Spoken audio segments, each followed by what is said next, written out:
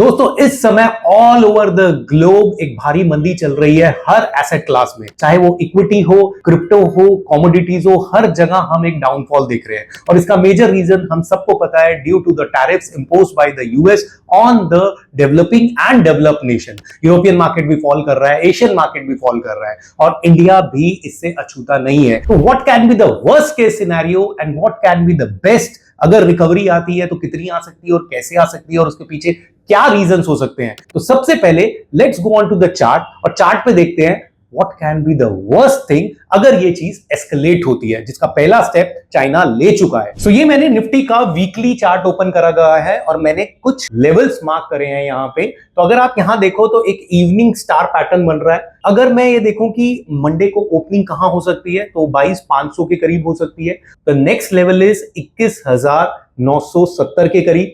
अब यहां पे एक बॉटम बनने की उम्मीद है कि शायद कोई पॉजिटिव स्टेटमेंट आ जाती है अगर ट्रंप की तरफ से या फिर यूएस की तरफ से, तो हम इस बॉटम को होल्ड कर पाएंगे। अगर नहीं होता है और ये चीज और एस्केलेट होती है तो वी कैन सी 21,200 लेवल, जो कि 4 जून का लो है, जो कि इलेक्शन डे लो है। अगर ये टूट जाता है तो नेक्स्ट लेवल इज 20,223। उससे नीचे 18,825 है, लेकिन इसको मैं अभी नहीं देख रहा हूं because it will be the worst to worst case scenario. अब ऐसे सिनेरियो में ट्रेडर्स को क्या करना चाहिए? देखिए फ्रेंड्स, ये एक पैनिक का माहौल है और पैनिक के माहौल में डिसीजंस पैनिक से नहीं लेने चाहिए। इस समय जो आपको हेल्प करेगा वो आपका रिस्क मैनेजमेंट हेल्प करेगा, आपकी हेजिंग टेक्निक्स आपको हेल्प करेगी। तो जो लोग ऑलरेडी इन्वेस्टेड हैं या जिन्होंने फ्यूचर्स में या कोई बड़ी पोजीशन बनाई हुई है तो वो अपनी पोजीशन को हेज कर लो, बिकॉज वी डोंट नो कि ये जो एस्केलेशन है और ये जो डाउनफॉल है कहां तक जा सकता है।